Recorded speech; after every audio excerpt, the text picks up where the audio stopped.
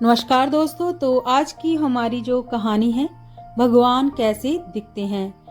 एक समय की बात है, एक गांव में कहीं से एक बहुत बड़े विद्वान आए। विद्वान से मिलने गांव के सभी लोग एवं सभी धर्मों के गुरु आए। उनके समक्ष सभी धर्म गुरुओं ने अपने अपने धर्म के अनुसार ईश्वर के स्वरूप का बखान किया और बतलाया कि ईश्वर वैसा ही होता है जैसा उनके धर्म में कहा गया है। बाकी के जो धर्म है वो गलत बतला रहे हैं। तभी अतिथि जो विद्वान थे, उन्होंने सभी को एक साथ बुलाया और उनसे कहा कि मैं आपको एक कहानी सुनाता हूँ। उस कहानी को सुनकर आप समझ आएंगे कि ईश्वर कैसा दिखाई देता है।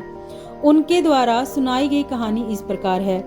एक गांव में बहुत सारे अंधे व्यक्ति रहते थे। उन्होंने कभी हाथी को नहीं देखा था। एक बार एक महावत गांव में अपने साथ एक हाथी लेकर आया। अब गांव में चारों तरफ हाथी के आने की चर्चा थी, तो जो अंधे व्यक्ति थे उनके मन में हाथी को देखने की इच्छा थी, लेकिन वो देख नहीं सकते थे। तो उन्होंने सोचा कि हम हाथी को स्पर्श करके ही देख लेंगे। तो सबसे पहले बुजुर्ग व्यक्ति ने हाथी की पीठ पर हाथ लगाया तो उसे हाथी दीवार की तरह महसूस हुआ। इसके पश्चात दूसरा अंधा व्यक्ति हाथी के पास आया और उसने हाथी के कानों को छुआ। उसे हाथी सूपे के समान प्रतीत हुआ। अब तीसरे अंधे व्यक्ति की बारी आई। उसने हाथी के सिर को छुआ तो उसके हाथ में हाथी की सूंड आई, जो उसे कोमल पेड़ के तने के समान प्रतीत हुई। अब चौथे व्यक्ति ने हाथी को छुआ तो उसके हाथ में हाथी के पैर आए, जो खंबे के समान महसूस हुए। पांचवें व्यक्ति के हाथ में हाथी की पूंछ आ गई, जो उसे किसी मोटी रस्सी के समान प्रतीत हुई। हाथी को छूने के बाद सभी अंधे व्यक्ति अपनी अपनी जगह वापस आ गए और एक दूसरे से अपना अनुभव साझा करने लगे। पहला व्यक्ति बोला, भाई हाथी तो दीवार की तरह होता है।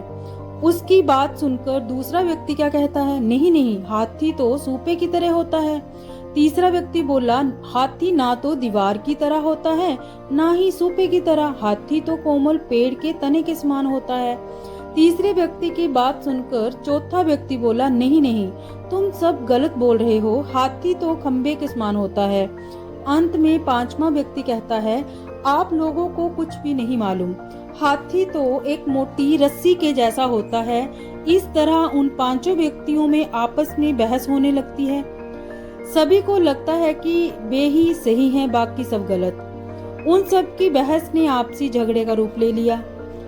तभी वहां से एक विद्वान व्यक्ति गुजर रहा था। उसने सभी अंधों से उनके झगड़े का कारण पूछा। सभी अंधों ने अपने अपने कारण बता दिए। तब बुद्धिमान व्यक्ति बोला, आप सभी अपनी अपनी जगह सही हैं, क्योंकि आपने हाथी को जितना स्पर्श करके महसूस किया, आप केवल उतना ही जानते हैं। हाथी तो इससे कई गुना बड़ा है। जिसने जो स्पर्श किया, अपने अनुभव से वह वही बतला रहा है और वह सत्य भी है। ठीक इसी तरह ईश्वर भी होता है। वह इतना विशाल होता है कि उसे समझ पाना किसी भी इंसान या धर्म के बस की बात नहीं है। सभी धर्म ईश्वर के बारे में जो बतलाते हैं वे अपनी अपनी जगह सही है, किंतु पूर्ण नहीं है। ईश्वर को जिसने जितना समझा, वह उसके बारे में सिर्फ उतनी ही बातें बतला पाता है और सोचता है कि मैं अथवा मेरा धर्म ही सही है, बाकी सभी गलत, जबकि वास्तव में सभी धर्म अपने अपने स्थान पर सही है। तो इस कहानी से हमें यही शिक्षा मिलती है कि सभी धर्म अपनी अपनी जगह सही है, किंतु भगवान के नाम पर लड़ना गलत है। तो ये थी आज की हमारी कहानी। अगर आपको हमारी ये कहानी अच्छी लगी तो इसे शेयर और लाइक जरूर करें। धन्यवाद।